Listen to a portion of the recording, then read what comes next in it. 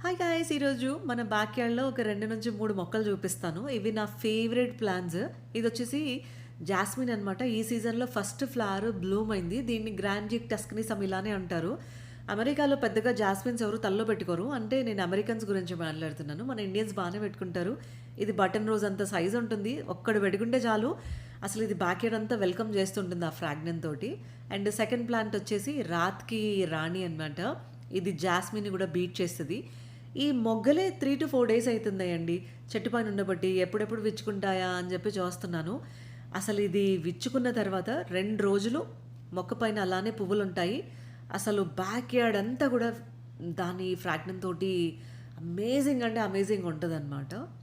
ఇది one of my favourite plant అనే చెప్తాను. దాని తర్వాత మన బ్యాక్ యార్డ్‌లో వీడ్ అనుకునే ఒక ఆకుకూర.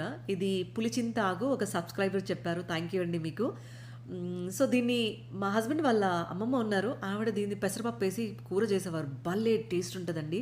అద్భుతంగా ఉంటది. ఫ్రెష్‌గా అది అంటే మంచి ప్లేస్‌లో పెరిగితే దాన్ని మనం వండుకొని తినేయొచ్చు పెసరపప్పుతోటి. తర్వాత మన బ్యాక్‌యార్డ్‌లో వంకాయలు రెడీ అయిపోయాయన్నమాట. హార్వెస్ట్ చేస్తున్నాను.